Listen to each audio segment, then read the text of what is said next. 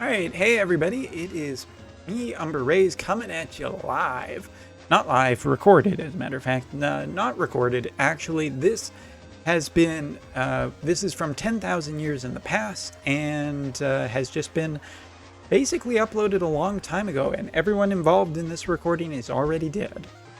Okay, stupid intros out of the way, let's get to talking about what our talking points are. So first of all, minor talking points this week. What's up with this week in JP? And bigger talking points, I guess, we're going to talk about the expectations for the 2.5 anniversary. Global's anniversary is almost over, which means that JP's anniversary is right around the corner. And that's how that works. Okay, so into what we got this week. We got, essentially, we'll get the big stuff out of the way, which is the new vision card celebrating the 6.5 anniversary for FFPE. Wotv is going to have this Fina vision card with Fina trapped in the crystal or joined the crystal, kind of a lot of, I guess it's too early for nostalgia. We'll just say references to the fact of Fina, her two versions of her, as well as just, you know, it's kind of cool that we're seeing Brave Exvius and like sprite artwork for this.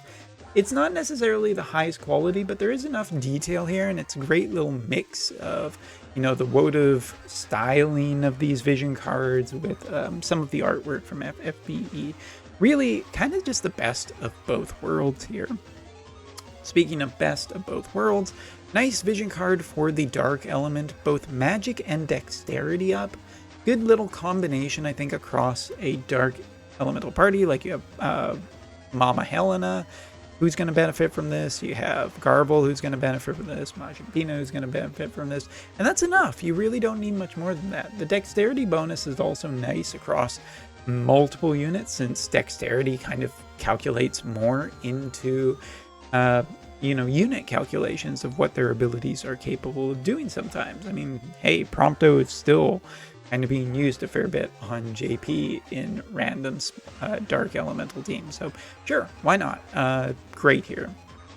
Incidentally, speaking of Prompto, the level max ability here is shooting attack resistance. If this is any good amount of shooting attack resistance, this could become a fairly common PvP dark elemental vision card.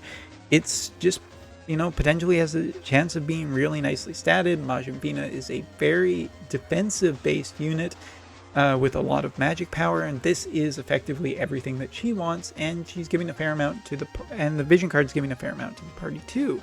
So great. If the shooting resistance, I mean, it might just be 10%, might be 15, might be 20%, or even higher if they're really just trying to imbalance darkness, but you know, any range unit will have a tougher time killing dark element now before they can get in there and really start dishing out damage. Speaking of the individual unit, we're going to be looking at range attack resistance on the specific unit, so protecting that unit from range damage, and mental penetration rate up. So this is essentially a mage card. I honestly think this is good enough. You don't really necessarily need this for Majin Fina. I think this is just a, well, if you have Majin Fina, then you're just getting something pretty nice here. You're getting, you know, essentially rounding out her kit to what she effectively just needs to be, you know, feeling really complete. But Dark Element has a lot of great vision cards, and I can see this being another one of them. So yeah, great artwork, great vision card. Moving on. Next up, a selection quest is going to be getting a increase in the number of quests you will have to complete. So basically, Rafal, she is getting a dagger-based weapon off of this. It's stylized to be pretty nice. Ice just got a new middle-tier unit that can be used on these. I'm sure it's going to be factored into the calculations of how difficult these stages are, but I'm pretty happy to see Rafal getting a piece of equipment. She's a unit that I've been warming up to, more recently. To see her getting a, you know, really nice, you know, new piece of equipment and everything, and therefore a power boost, is going to be nice. Not much else to say. I'm happy to see it, and I need to complete my ice selection quest. Also this week on JP, probably a little bit quieter. We have the Porcelain Tower going right now, and we also have a couple of farms to do with either EX orbs or, ice spears or Majin Fina's not whip. So here we have just like a hard difficulty challenge. Probably a good time to drop this since there's enough going on. That this will just be kind of a buy for a week or so, just to be there for people to challenge themselves. Okay. And last but not least, story update with a lot of, I guess, spoilers for Global. Not really, though. We have quite a menagerie of characters across the banner here for this story update. It's a middle chapter, so I'm not super excited about it, but it is what it is. All right. Last thing to talk about is the 2.5 anniversary for JP, which is coming up really fast. In the merry month of May, we will be hitting our 2.5 anniversary, and that can mean a lot of different things. The first thing to note is we haven't had the live stream yet. There has nothing announced for live stream, but we're gotta be really, really close. Either at the end of the month of April or right in the middle or in the first couple weeks of May, there is going to be, I would imagine, a fairly big live stream with gifts and rewards and announcements to be made. And that's the question right now, is what is the beginning of the month of May going to look like? Is it going to be another 100 cost character? Is it potentially going to be a new collaboration?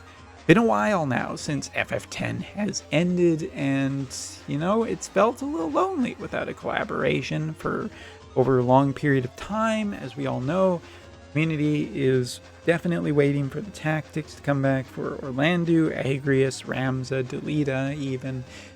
All of these characters are waiting for their EXs, their master ability 2s and whatnot, and I expect a fairly massive rollout for those characters. Now, whether or not a second collaboration comes along at the same time, a la FF6, and when we had the repeat of 14, maybe that's going to be what it's going to be here.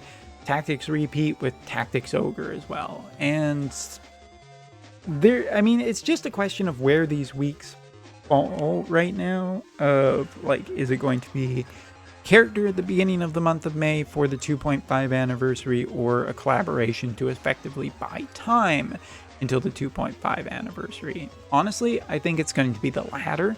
I think we're going to get an announcement or a live stream within the next week, probably. If I was looking at just the time scheduling right now, since it hasn't been announced yet for this weekend. Not yet.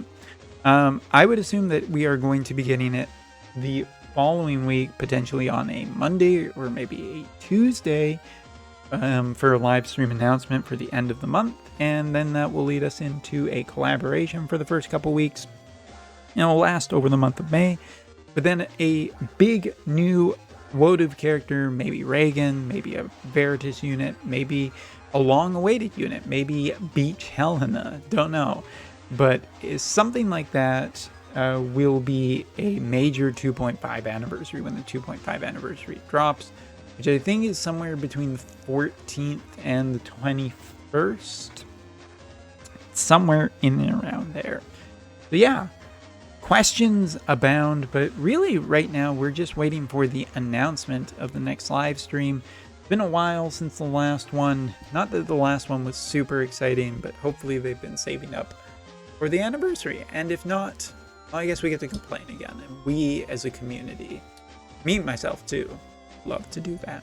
So anyway, thanks for watching this video, and going to be doing an Esther preview or look at coming up right away here, well, for entertainment and content purposes. Thanks for watching. See you next time.